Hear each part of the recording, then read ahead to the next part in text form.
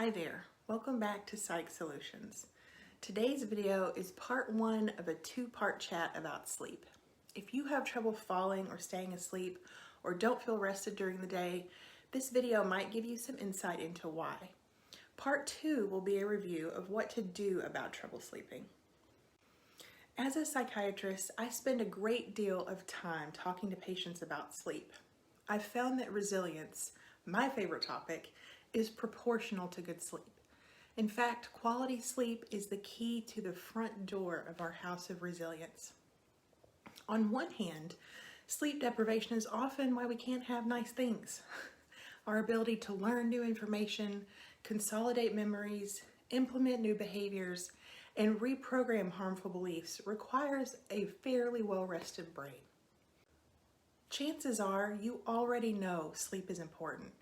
If you've somehow missed all the reports, articles, and books on the topic, you still are likely to know how essential sleep is because you personally pay the price when you don't get enough.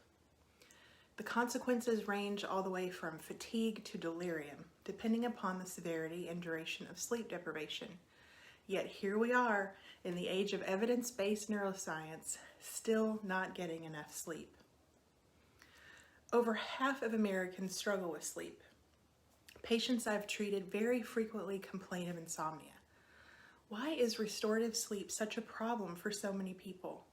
What exactly does sleep medicine research have to say about it? The American Academy of Sleep Medicine published a consensus statement on how many hours per night adults aged 18 to 60 should be regularly sleeping to promote optimal health. That number is 7. Sleeping less than 7 hours per night on a regular basis seemed to increase the risk for multiple medical and mental health issues.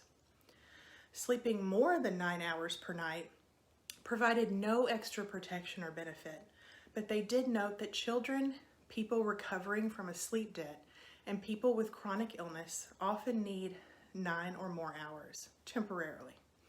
So the sweet spot for adults under 60 seems to be 7 to 9 hours. If you are over 60, you can expect to sleep less than 7 hours per night. This is part of normal aging. So how did they arrive at this number of at least 7 hours per night? 15 sleep medicine experts spent 12 months reviewing over 5,000 articles and studies. They met in Chicago to discuss their independent findings and vote on a consensus recommendation. They looked at 9 different categories of health with the best evidence available regarding sleep duration: general health, immune function, cardiovascular health, mental health, metabolic health, functional performance, cancer, pain, and mortality. They consistently found that less than 7 hours per night on a regular basis seems to worsen outcomes in all 9 categories. We all know what the day after a poor night of sleep can feel like. We fight off that shroud of fatigue all day. We notice impaired concentration, maybe a headache, irritability, increased appetite, or maybe feel a little bit foggy. After several days of impaired sleep, we start to lose coordination, notice impaired memory, and even notice our mood and outlook seem to suffer. Poor sleep for weeks or months can lead to some really significant health consequences. There is a better way, friends. You might be thinking, okay then, tell me how to fall and stay asleep. Tell me how to get everything done on my infinite to-do list and add 2 more hours of sleep per night. Or maybe you have the time to sleep, but you suffer from major fear of missing out around bedtime, and you stay up late to squeeze out a little more pleasure before the next workday. Or maybe you do everything you know to sleep well, but racing thoughts keep you awake, tossing and turning all night. I get it. There are many barriers to restorative sleep. We live in a society where productivity is queen, and we are constantly being force-fed messages that we are not enough in every aspect of our lives. It is an age of comparison and 24-hour news cycles. Life is stressful. Our minds race and ruminate. Depression or pain or grief can be true enemies of sleep. And On top of all this, hearing how important sleep is can make us feel pressure to perform when we lay down, which backfires as more stress and we sleep even less. So if you struggle with insomnia or FOMO or pressure to sleep, just take some deep breaths and realize that attempts at perfection are always the enemy of good enough. Even implementing a few gentle changes here and there can have an impact on sleep and health, and it won't seem like you are missing out or needing to renovate your entire lifestyle to improve your sleep. A good place to start is understanding why adults seem to have so much trouble sleeping. If you do have trouble but you have no consequences from it, then you might just be a short sleeper. Usually this is inherited and it just means you don't require as much sleep. And as long as you have no negative effects, then don't worry about it.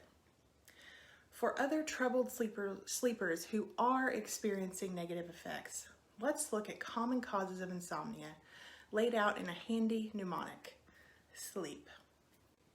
The S stands for symptoms, meaning mental health or physical health symptoms. Mood disorders, anxiety, pain, restless legs, sleep apnea, or thyroid disease are just a few disorders causing secondary insomnia. L stands for loops. When the mind doesn't have anything specific to focus on, the default network takes over.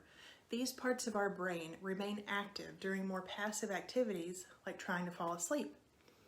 When we lay down to sleep, thoughts start to race, or we worry or ruminate. This can go on for hours unless we learn how to manage this default system. The first E stands for environment. Is the place you sleep conducive to good sleep? In part 2, we will learn how to shift your nest in favor of resting well. The second E signifies exposures. Here we are talking about the timing of exposures to certain substances or situations that impair sleep. Caffeine is a good example, and there are many more we will review. P stands for practices. Certain habits or situations make it tough to sleep. Laying in bed awake is a common mistake. For the majority of these sleep barriers, gentle changes can go a long way. There are a few primary sleep disorders, meaning no underlying cause, that are best diagnosed and treated by sleep medicine physicians. After a patient and I have worked as a team for a few months, if they are still struggling with negative consequences of insomnia, I typically refer them to sleep medicine for an evaluation. So now we know that generally adults between 18 and 60 should be regularly sleeping 7 to 9 hours per night. And we've gone over the more common secondary causes of impaired sleep. In the next video, we will get into a buffet of potential shifts that could help.